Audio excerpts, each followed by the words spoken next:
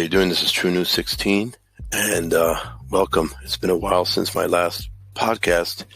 Today is June the 1st. I'm going to try and attempt to do this. I'm a father, a stay-at-home dad, part-time worker, and father of 3 children, married, and I'm here, and I want to comment on what's going on right now as the aftermath to the gentleman who was killed by that police officer recently. What's in the news, and I really just want to focus more on the aftermath depravity that has ensued. Basically, I understand that there are a lot of things that are going on in this world that has led to what we're seeing today. There is a lot of tug and pull, a lot of evil, which has manifested itself in the form of politics, in the form of corruption, in the form of hatred, racism, in the form of it takes on different forms, and it feeds off of each other, one thing after the other, cultural differences, and it becomes a melting pot of different festerings of and manifestations of uncivility and depravity, and it snowballs, and it's like a fire. It's also like a fire that's out of control, and that's what we're seeing. And the main ingredient, the cohesion, is civility, and civility cannot be achieved unless there is a spirit of peace in the air. And the Bible speaks about that God is the one who gives us the true peace. And when I read that passage in the Bible, the Lord is saying, I give you the real peace. And it's almost like he's making a distinction. He's not just talking about the peace. He's talking about real peace and non-real peace. And he's making a distinction between the peace that he gives and the peace that the world gives. And it's very, very distinct and very clear. When he says, I give you the real peace, in the world, you're going to have troubles. Okay? And then he says, but behold, I have overcome the world. The New Testament also talks about that his children are also overcomers. And overcomers in many different ways. Overcomers in their sins, overcomers with the world, overcomers because he gives us life, even until we leave this earth. And how we leave, we see that people are overcomers overseas who are being persecuted daily. Well, there's really so much to say about what's going on in the world. This is just a sign of many signs. The coronavirus, how it got to us, really, at the end of the day, doesn't matter. I tend to believe that there was something really nefarious going on there. Of course, I can't prove it. None of that has come to light. I believe all things will come to light, but I believe that these things are happening. But it doesn't matter by which the evil comes. The fact is that it needs to be fulfilled. Kind of like when the Lord was speaking to Pilate, and he told him, the person who led me to you is the person who has the greatest sin. So while Pilate has great sin, the person who led him to Pilate has the greater sin. And so he says that sin will come, but woe is by which that's the way in which that sin comes. So I believe that it's going to come because men take things, it could be a blessing, and then they cause evil. But God means for technology to be a good thing, a blessing. He's given us the intelligence to come up with things and to set up governments and to set up our laws based on his standards. And what we do with those laws and how we protect them is on us. We have to protect them via truth. So, but man corrupts everything he touches because because of our fallen nature. And unless we keep our eyes on Christ and on God and have fear of God, we're going to slowly drift back into that depravity. It's only by the grace of God that we are in a worse condition, but we're slowly losing that grace of God. And we're seeing all of these things happening. Now, it just so happens that this dumb cop ends up killing this black man on national television. Okay, he's everywhere, murdering this man with his knee. How much more symbolic of absolute white supremacy can that be? A police officer, a symbol of authority. Okay, you got authoritarianism, whiteness, with his knee on a black, unaggressive man. It was perfect for the media, which is controlled by the left. And this bozo of a depraved, uncontrolled person who surprises me because the man is a veteran. I think he's been a cop for decades, and he decides to do that. So while he didn't suffocate the man, the lack of oxygen probably, what the doctors are saying, probably obviously led to the man's dying within just a few minutes. And the cop was just, I mean, really, everybody's outraged. But this is a situation, okay, that's going to happen. All this is the spark that was waiting to happen, because, the media has been flaming the fires of these problems for so long. And lo and behold, some knucklehead comes and gives, the media this thing on a platter. And so people go buck wild, knowing that, the masses are made up of indoctrinated, ill-educated people who have been fed this narrative of hating their government and not respecting it, and that it's inherently evil and racist, and in many cases we do have those deficits, those issues that we have in life, just like we have political corruption.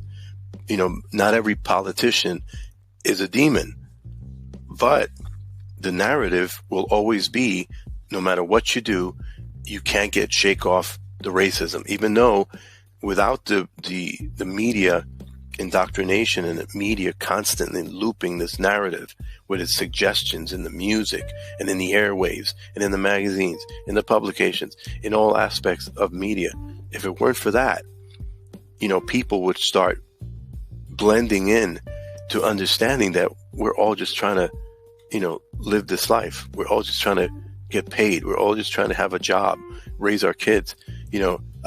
Nothing would be perfect. There will still be problems, but this narrative would not be so strong. Okay, because the statistics, don't suggest that every cop out there is an evil demon.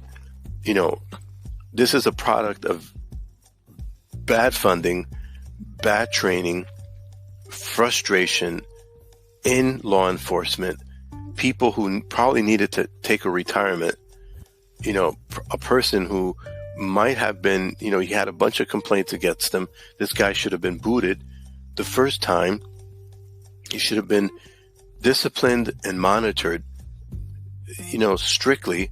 There should have been, things in place to keep him from doing these things or anyone else. And there should be, but this happens. It's like, you have a house that you're building with cheaper products and cheaper materials. When it collapses, how are you going to complain? You have to understand that, okay, if that house is up 10, 20 years, you go, wow, by the grace of God. But then here, behold, comes a storm, and now it's shattered and it's tumbled to pieces. Okay, so we can understand why these things have happened. Okay, these days we're living in last times. We're living in days of much turmoil and trouble. We have to pray for our country, our leaders, pray that God would, minister to people's hearts. On top of the fact that we had this issue with this killer virus, okay, and then the lockdown, okay. On top of that, this happens, and you've got small businesses being destroyed because of it. It's ridiculous. And I do believe that there are opportunists, not just the people breaking in and looting in these stores. Those people are hopeless. Those people were just sitting around waiting for something like this to happen, to just explode in their, animalistic proclivities. Anyways, that's how I see it. And so there has to be a control. And unfortunately, there are elements in this country and globally that want to see America fail in the worst way, economically, morally. It just, it's just a constant drip, drop, torturous thing that's going on, that's been going on for decades. And we're seeing the products of it. We're seeing the effects of it. We're seeing what's happening, with time. But ultimately, these are things that have to take place because they're in the scriptures. They're in the scriptures, and that we're living in the last time. I know a lot of people would rather think and rather live within the hope of a massive coming, an unfolding, awakening of people coming to Christ. But in my opinion, it sure doesn't look like it. Would it stop me from evangelizing any less? Absolutely not. And no one who believes in end times believes that one should stop or rest or pause in that evangelism efforts.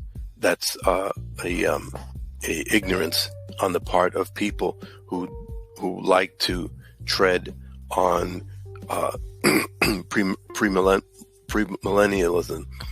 But these are people who are embarrassed about cliches and embarrassed about Christian churchianity type teachings, TBN type left behind movies and stuff like that. These are people who are intimidated by those things and embarrassed. And so they don't understand that in every person's generation, we are to live in an expectancy of the Lord's return. Because wherever you are in your term of life, on this planet, we are to have that hope and to look up and to expect that our redemption is drawing near and is closer than when we first believed. That's the language of the Bible. I think the language of the Bible is one of expectation. And so these are, as always, are things preceding and inching towards those times. And he can come at any time. The Lord, the whole expectancy is, he gave us, told us that we should look at the signs of the times and that we'd be ignorant not to know the time of his coming. That was the mistake that Israel did with regard to his first coming. So we don't want to be caught out there as well for his second coming, being the new self-righteous Israel in our hearts as well, with pride in thinking that it could not happen in our generation.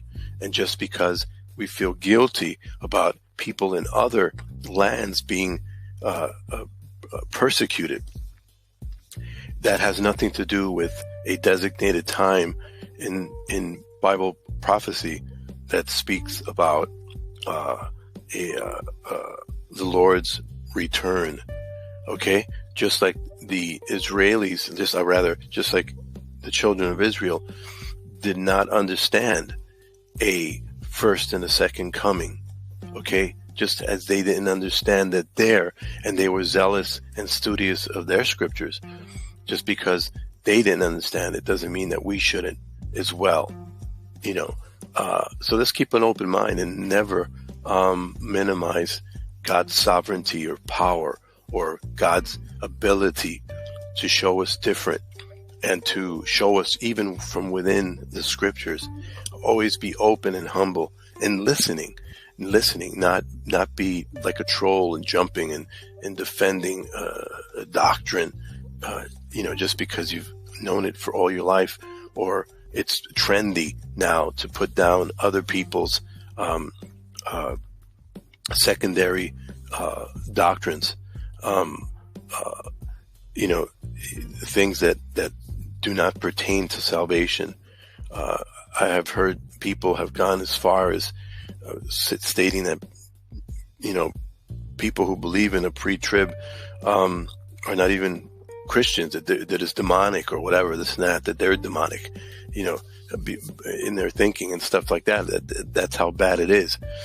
But, the truth of the matter is that if there's a revival, praise God, there's a revival. It could happen. Look what happened in Manila. What do you call that? Not Manila.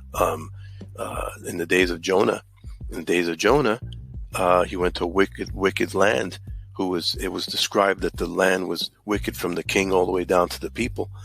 And the word of God by way of evangelism, we take that into consideration, and we also take into consideration that there is a time of the Lord's choosing, a day that He can come, and He doesn't want us to be sleeping.